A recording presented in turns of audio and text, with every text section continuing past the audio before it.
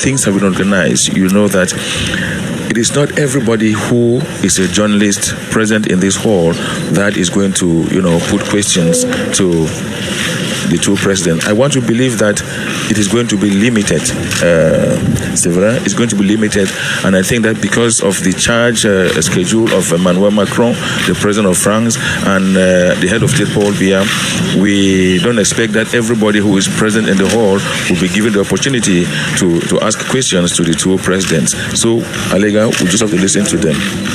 Voilà, la parole dans la salle. Permettez-moi d'abord de redire ici que nous sommes particulièrement heureux d'accueillir au Cameroun le président Emmanuel Macron et toute la délégation qui l'accompagne.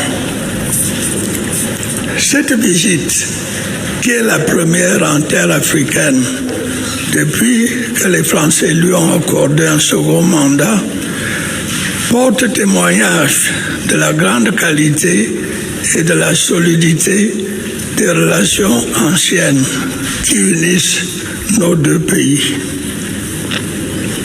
Les entretiens que nous venons d'avoir nous ont confortés l'un et l'autre dans notre détermination à œuvrer sans relâche au fonctionnement de cette relation fructueuse et mutuellement bénéfique. Je tiens à partager avec vous les sentiments de satisfaction que j'ai exprimés au président Emmanuel Macron pour le soutien multiforme que nous apporte la France, tant au plan sécuritaire, notamment dans la lutte contre le terrorisme, qu'au plan économique et financier. Nous avons par ailleurs convenu de poursuivre nos efforts conjoints dans les domaines de l'agriculture, de l'industrie et des infrastructures, ainsi que de la formation et du développement local, avec en point de mire l'émergence du Cameroun. Nos entretiens de ce jour nous ont permis, comme les précédents, de faire un tour d'horizon de l'actualité nationale dans nos deux pays, ainsi que de la situation internationale. Nous avons notamment évoqué les menaces à la sécurité dans notre sous-région et notre continent, et les voies et moyens d'y faire face. Nous nous sommes également penchés sur la crise énergétique, les perturbations du marché mondial des céréales et l'inflation généralisée. Ce sont des défis globaux qui appellent une riposte globale.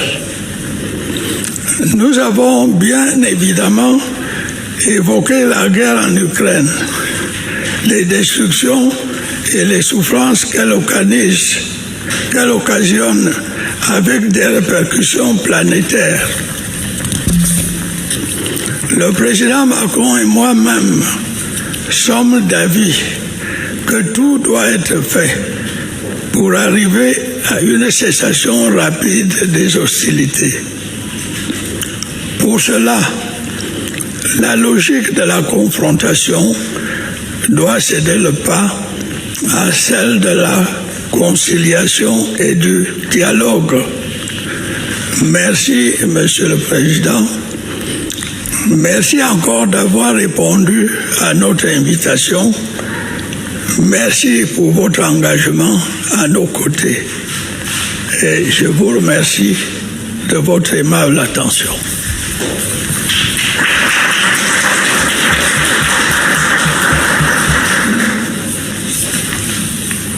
Merci beaucoup, Monsieur le Président de la République.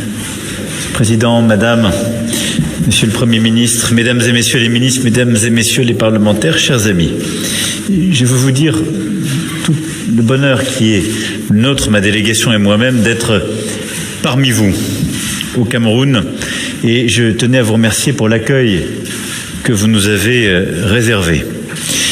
Ce déplacement, vous l'avez Parfaitement dit, Président. Marque pour nous un moment important. Et ça n'est pas un hasard, en effet, si j'ai choisi de venir dans votre pays pour la première étape de cette petite tournée africaine, la première depuis ma réélection. D'abord, du fait de la profondeur de la relation franco-camerounaise et du caractère exceptionnel de l'amitié entre nos deux pays.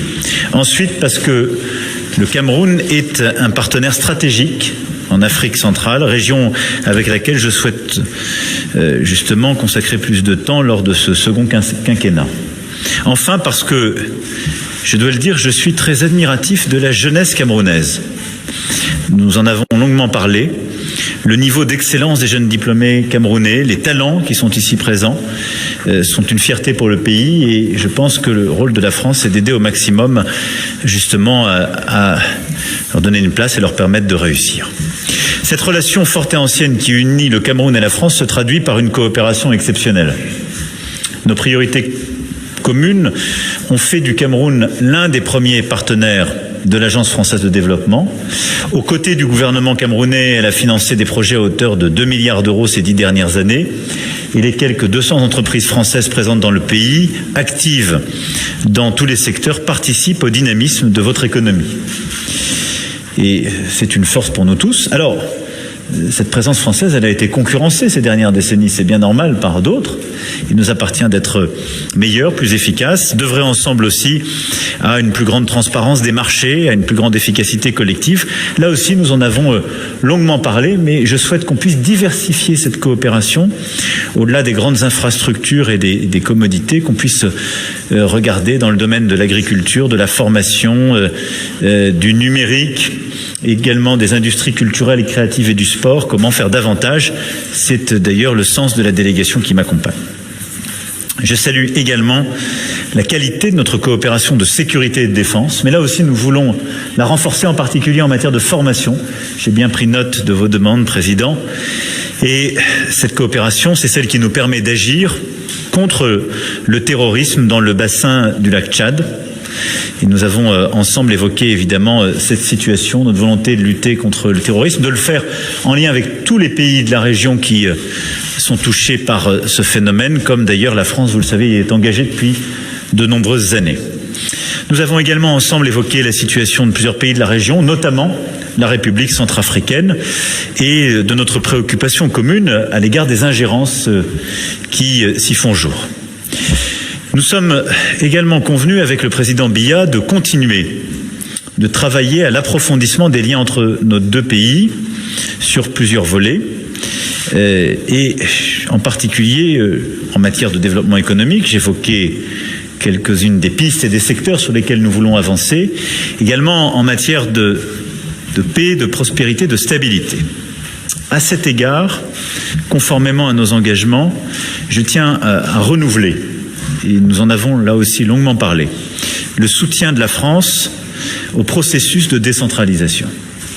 Je demeure en effet convaincu, je l'ai dit au Président, que la régionalisation constitue une réponse à la grave crise qui continue d'affecter le pays dans ces régions du Nord-Ouest et du Sud-Ouest. Et que c'est par ce processus politique, de dialogue, de réforme, d'avancée, de conciliation qu'une solution durable pourra être trouvée. Cette volonté d'avancer ensemble, nous l'avons aussi constatée dans le domaine de la sécurité alimentaire. Vous venez de le rappeler, Président, et juste après notre échange, j'aurai l'occasion de retrouver plusieurs de nos délégations et plusieurs ministres pour avancer dans cette direction. La hausse du cours des matières premières, les difficultés d'approvisionnement dans un contexte d'inflation qui pour partie était due à une reprise non coordonnée mondiale, mais qui a été largement aggravée par la guerre lancée par la Russie en Ukraine, n'épargne ni l'Afrique, ni le Proche et Moyen-Orient, ni l'Europe. Et alors même que nous sortons à peine de la crise liée au Covid-19, ce conflit met à l'épreuve directement nos économies, et en particulier la vôtre. C'est pour faire face à ces conséquences, notamment en Afrique, que nous avons souhaité nous engager. Nous en avons d'ailleurs parlé il y a quelques semaines ensemble au téléphone. Mais dès le mois de mars, nous nous sommes engagés pour cette initiative dite FARM, qui vise d'une part à aider à faire circuler les denrées alimentaires afin d'éviter que cette crise ne les touche et ne bloque la circulation et ne crée des situations de surstockage, mais permettent surtout de produire davantage dans les pays qui en ont besoin, en particulier les pays africains. Nous nous retrouverons tout à l'heure. C'est un objectif de formation, c'est un objectif de production accrue sur le plan agricole, c'est un objectif pour bâtir et évidemment une plus grande autonomie africaine en matière d'engrais et de production renforcée. C'est un partenariat public-privé que nous voulons ainsi établir. L'investissement de la France dans le secteur agricole au Cameroun est évidemment ancien, mais c'est une manière là de lui donner un nouveau jour, de le renforcer et de permettre de régler la crise qui est la nôtre, comme vous l'avez un instant dit, Président, par de la coopération. Coopération entre nos deux pays, coopération entre nos académiques, nos systèmes de formation, coopération entre nos systèmes publics et privés. Ce déplacement est également l'occasion pour moi de maintenir la dynamique créée par le nouveau sommet Afrique-France de Montpellier. En octobre dernier, en effet, j'avais été frappé par la vitalité, la vivacité des représentants de la société civile camerounaise qui avaient fait le déplacement. C'est pourquoi, en fin de journée, je me rendrai au village Club Noah pour écouter, échanger avec les nouvelles générations camerounaises et françaises sur la politique française en Afrique, la relation entre nos deux pays et nos jeunesses. Nous parlerons des enjeux de participation citoyenne, démocratie, de développement durable, de patrimoine, de sport, de culture, des enjeux qui nous concernent tous, pour nous aider à mieux bâtir encore et renforcer le partenariat qui est le nôtre. Voilà en quelques mots le sens de la visite qui est la mienne et une partie de ce que nous avons échangé avec le président à l'instant. Nous avons couvert beaucoup de sujets sur le plan bilatéral, sur le plan de la sécurité régionale, de la coopération régionale. Nous avons fait à peu près le tour du monde, mais sur chacun de ces points, nous avons défini un agenda précis avec des points de rendez-vous qui seront réguliers. En tout cas, je veux ici que vous tous puissiez n'avoir aucun doute sur la volonté de la France et ma détermination à travailler avec vous dans la direction que je viens d'évoquer. Je vous remercie.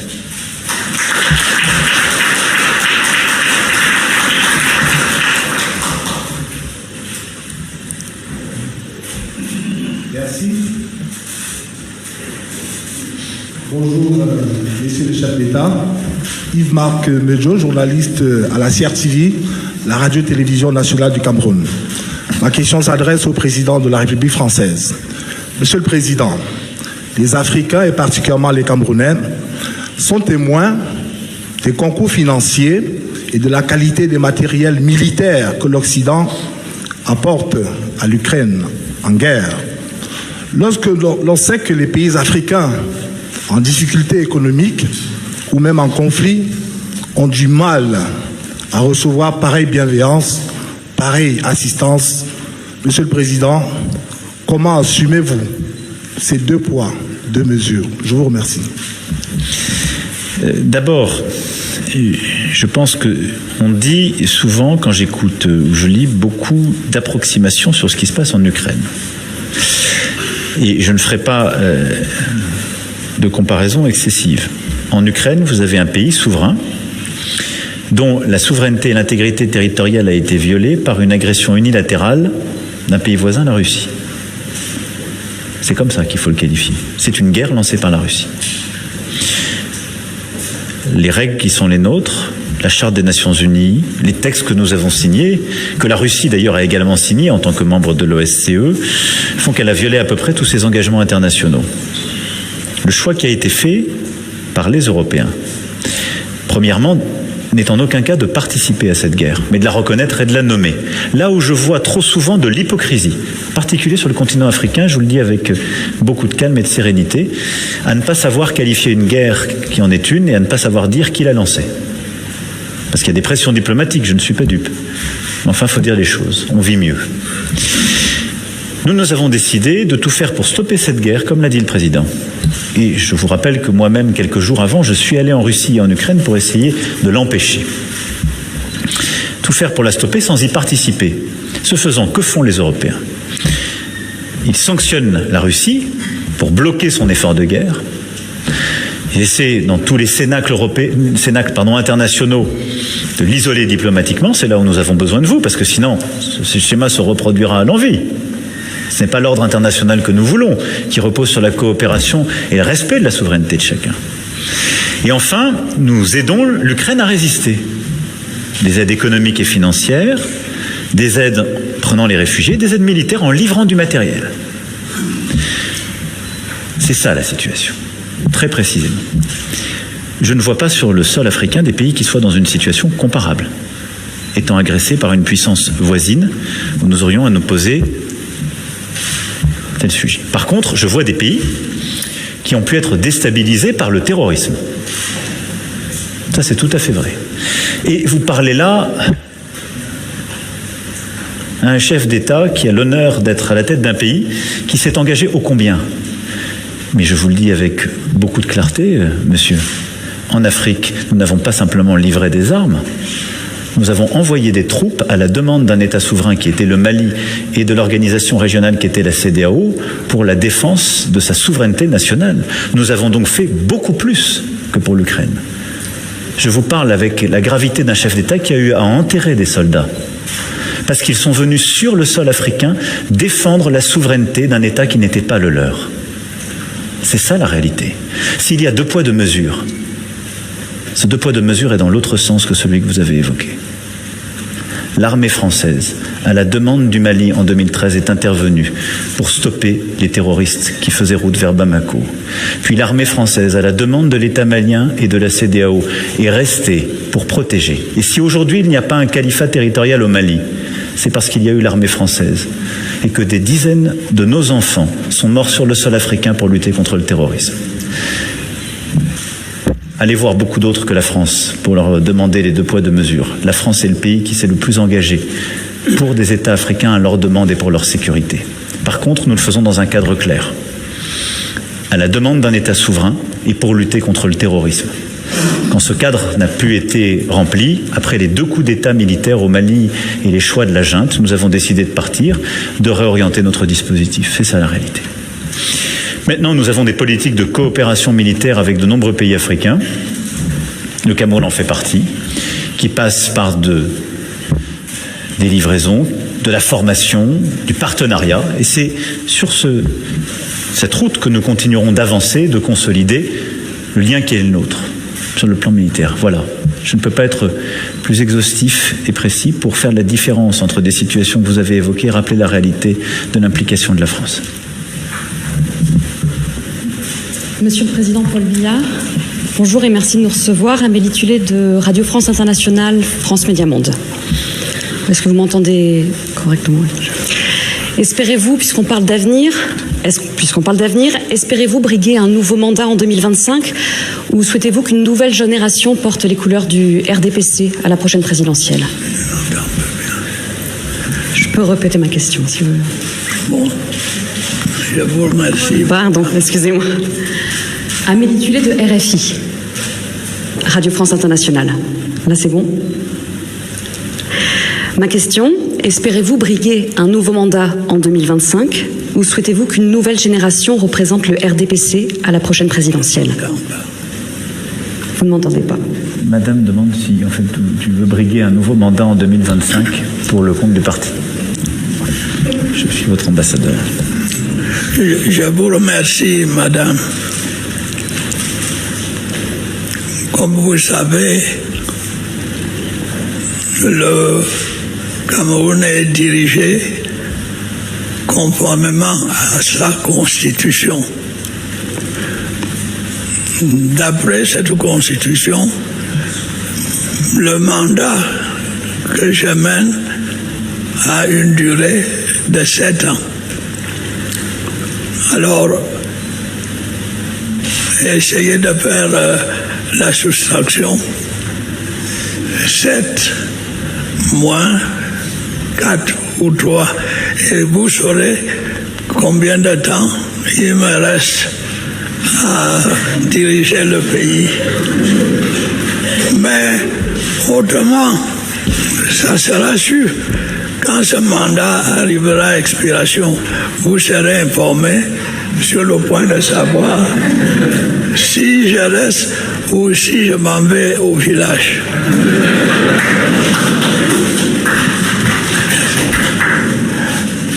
Bonjour, je suis Georges Alain Boyomo, journaliste au quotidien Camerounais Mutation. J'ai une question à 2 volets qui s'adresse au président français Emmanuel Macron. Alors, Monsieur le Président, au cours d'événements organisés en France qui n'avaient pas de lien avec la relation France-Cameroun, vous avez révélé le contenu de certaines de vos conversations avec votre homologue camerounais. Est-ce que vous pensez que c'est la meilleure manière de donner votre opinion sur les droits de l'homme et la démocratie au Cameroun? Il faut noter que ces réactions sont faites sur un ton peu diplomatique. Donc, j'aimerais savoir si vous estimez que c'est la meilleure façon de réagir sur les droits de l'homme et la démocratie au Cameroun. Première question. Alors, si vous permettez le second volet, une amitié sincère, comme celle qui existe entre le Cameroun et la France, ne saurait s'encombrer de zones d'ombre ou alors de vérités mal dissimulées. Alors, il se trouve que la guerre de libération qui a été menée au Cameroun a laissé un souvenir des blessures et des souvenirs marqués des exactions, des crimes commis par l'armée française sur des Camerounais. Alors, des décennies plus tard, est-ce que vous êtes en mesure aujourd'hui de reconnaître ces atrocités et d'en assumer la responsabilité? Je vous remercie. Merci beaucoup, monsieur. Sur votre première question, vous savez, la diaspora camerounaise en France fait partie de la richesse de notre relation. Il se trouve, parce que je pense que implicitement vous faites référence à cela, que cheminant dans le salon de l'agriculture en France, j'ai été interpellé. Je n'allais pas ne pas répondre. Et j'ai répondu la vérité. Je n'ai rien révélé du contenu. J'ai dit, on a des discussions très approfondies avec le président sur des situations individuelles et des situations que nous ne comprenons pas, ce qui est la réalité. Je pense que c'est ce que je dois à nos binationaux ou aux membres de la diaspora qui s'émeuvent de ce sujet et qui, à l'inverse, ne comprendraient pas une seule seconde. Que je puisse leur dire, vous savez, je passe de longues heures avec le président Biya où on se parle au téléphone, mais nous ne parlons pas des sujets qui fâchent. On parle de manière exigeante des sujets qui nous concernent et on essaie de trouver des solutions intelligentes qui sont respectueuses de la souveraineté de chacun, mais qui repose sur dialogue en vérité. Je crois n'avoir révélé aucun secret dans cette réponse à une interpellation. Simplement, ai-je dit que le rôle de la France et la nature des dialogues que nous avons. Sur ce qui est de notre passé commun, nous avons ce passé, il a des pages glorieuses, heureuses, de construction commune. Il a contribué à lier tant de destins. C'est une chance. Mais il a eu aussi des moments douloureux, tragiques. Et des historiens se sont penchés sur ce passé. Ils nous disent qu'un conflit a eu lieu, le mot guerre est employé, c'est aux historiens de faire la lumière sur le passé, et il faut continuer à écrire précisément cette histoire et essayer de l'écrire ensemble. C'est pourquoi ce que je souhaite, c'est que nous puissions avoir et lancer ensemble un travail conjoint d'historiens camerounais et français qui pourront ainsi avoir accès à la totalité de nos archives. Et je prends ici l'engagement solennel d'ouvrir nos archives en totalité à ce groupe d'historiens conjoints qui nous permettront d'éclairer ce passé sur des situations individuelles, sur des épisodes que vous évoquiez, et pour qualifier très précisément les choses, c'est-à-dire l'implication de la France, le rôle aussi des autorités camerounaises de l'époque, avant, après indépendance, dans un contexte où les choses sont sans doute plus complexes et mêlées que vous ne l'avez dit, mais avec une gravité et des responsabilités qu'il convient d'établir factuellement. Je propose donc que nous réunissions les conditions pour mener ce travail, je l'ai dit au président, et que nous mettions en place une commission d'historiens qui pourront travailler ensemble et avoir accès à toutes ces archives pendant la période. L'intégralité des archives françaises seront ouvertes. Je souhaite aussi que nous puissions, d'ailleurs dans le cadre de cette commission conjointe, faire travailler des artistes, parce que j'ai été frappé de voir combien des artistes camerounais, binationaux, de la diaspora, avaient comme matrice imaginaire cette période. Et donc je pense aussi qu'il faut leur permettre de travailler ensemble. Nous allons fixer un calendrier de travail à cette commission pour qu'elle rende ses travaux dans un calendrier approprié et rapproché. C'est-à-dire qu'on aurait suffisamment de temps pour avoir accès à tout ce qui est nécessaire et qu'on puisse scander les prochaines années avec des vraies réalisations et un retour sur ces travaux. Voilà.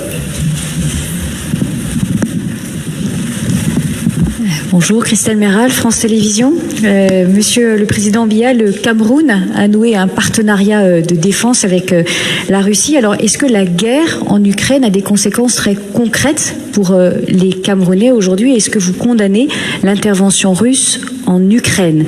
Et puis une question au président Macron, l'offensive russe en Afrique est-elle une menace et comptez-vous y faire face? Et puis un volet économique, si vous voulez bien. Sur le plan économique, monsieur le président Biya, les entreprises françaises représentaient 40% de l'économie du Cameroun, voilà une trentaine d'années. Aujourd'hui, seulement 10%. Êtes-vous favorable à ce que la France retrouve une plus large part? Et monsieur le président Macron, comment comptez-vous réveiller les relations économiques entre les deux pays? Merci. Madame, malheureusement, je n'ai pas bien saisi la question. Quelqu'un voudrait-il la répéter à mon intention? En parlant proche du micro. Le Cameroun a donc a signé un partenariat de défense avec la Russie. Et nous aimerions savoir si la guerre en Ukraine, elle a aujourd'hui des conséquences concrètes dans le quotidien des Camerounais, par exemple par rapport au prix des céréales. Et nous aimerions savoir aussi si vous condamnez l'intervention russe en Ukraine.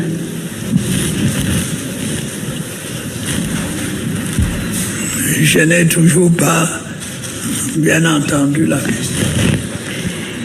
Est-ce que la guerre en Ukraine a des conséquences concrètes aujourd'hui dans le quotidien des Camerounais par rapport à la flambée? Deux questions. La première, c'est la nature les accords signés, l'accord militaire signé avec la Russie. Et la question est de savoir ensuite si le Cameroun condamne la guerre en Ukraine. Et votre deuxième question, c'était quoi? C'était sur la flambée, les conséquences, oui, sur les entreprises. Donc ça, c'est la première. En fait, il y a trois questions. Madame a trouvé la Bible,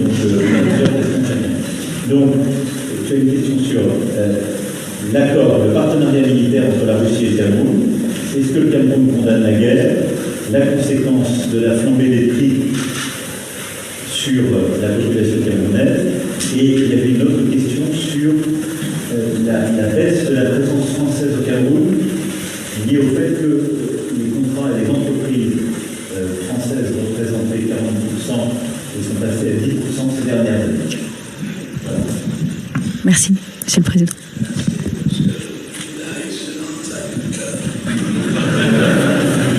On va tout faire à deux. Eh bien, Madame, le Cameroun entretient des relations diplomatiques avec la France, bien sûr, mais aussi avec beaucoup d'autres pays. L'Allemagne, l'Espagne, la Chine, le Brésil. Et s'agissant de la relation avec la Russie, elle est ancienne et nous avons signé avec ce pays un accord de coopération qui était venu à expiration. On l'a renouvelé et nous l'avons signé. Le voyage de mon ministre en Russie n'avait pas de rapport avec la situation de la guerre en Ukraine. Nous avons l'habitude de signer des accords de ce genre. Et en Afrique, il y a beaucoup de pays qui ont des accords avec la Russie. Donc, c'était un acte dans la routine des relations diplomatiques entre nos deux pays. On a pensé que peut-être on allait apporter un concours à la Russie, je crois, qu'elle n'a pas besoin de l'apport du Cameroun. Il s'agissait simplement de renouveler l'accord préexistant. Bon. Et donc, tout cela est normal. Les gens sont évidemment préoccupés par la guerre d'Ukraine. Nous n'avons pas abordé ce problème et il n'était pas question pour nous de l'aborder. Donc c'était un acte de pure gestion d'une relation bilatérale. Votre deuxième question, si vous voulez bien me la rappeler.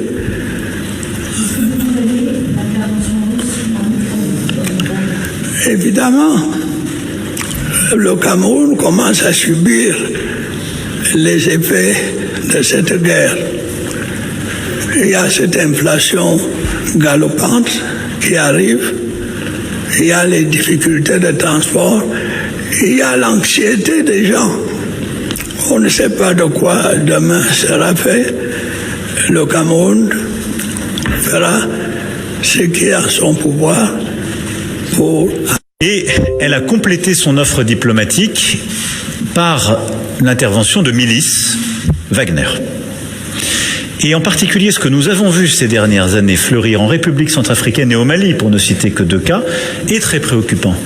Parce que ce ne sont pas des coopérations classiques.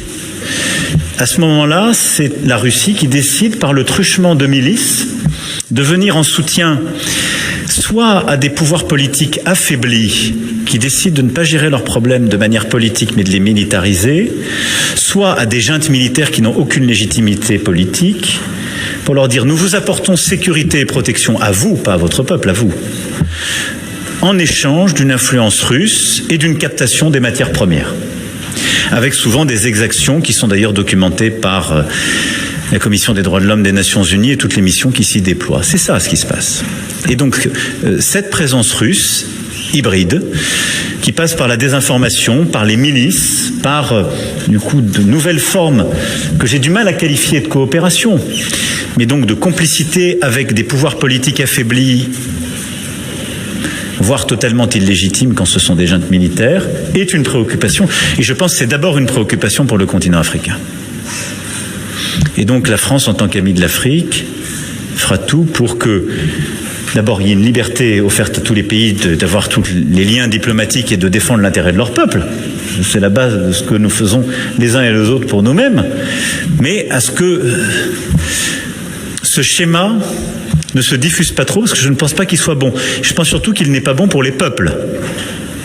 Et c'est ce qui semble se vérifier et en République centrafricaine et au Mali.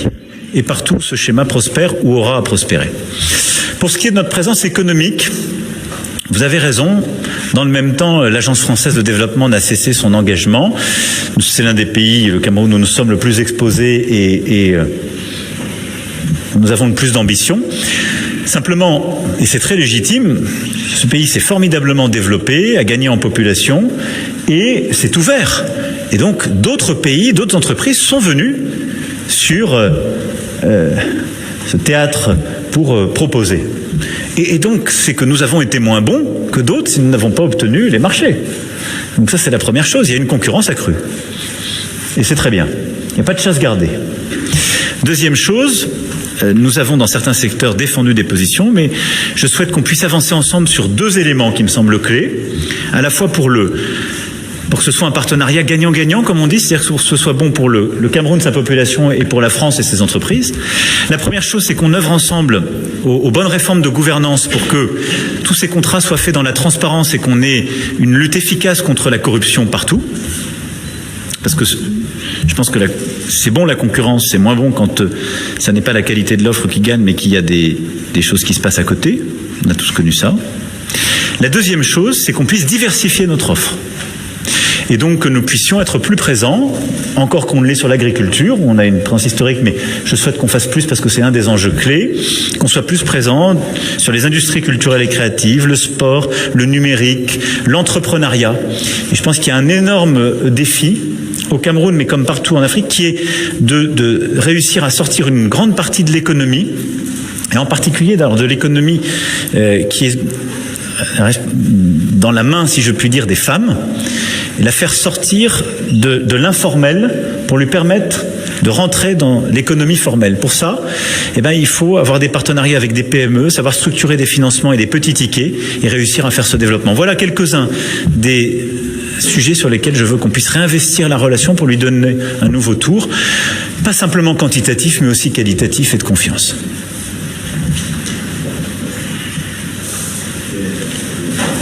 Très bien. Eh bien, merci pour vos questions et votre attention. Merci, Président.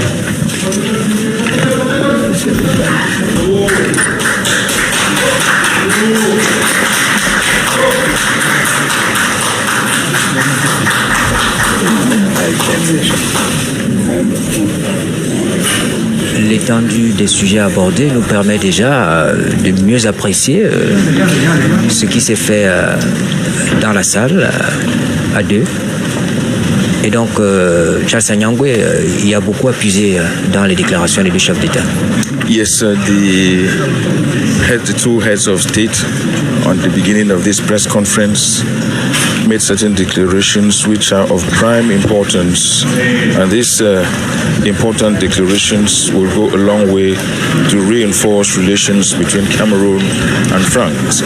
The head of state, President Paul Biya, talked about the issue and expressed his gratitude to the French president for choosing Cameroon as his first stopover in his tour in Africa. And with this, he said it is very important because it will be of mutual, it will be beneficial mutually to the two countries. And so you see, he tried to give a panoramic view of all what was discussed during their tete-a-tete, and so he highlighted so many issues. He talked about the energy crisis and the shortage of cereal now in Africa. He talked also about the war in Ukraine and the untold hardship that this war has brought to Cameroon.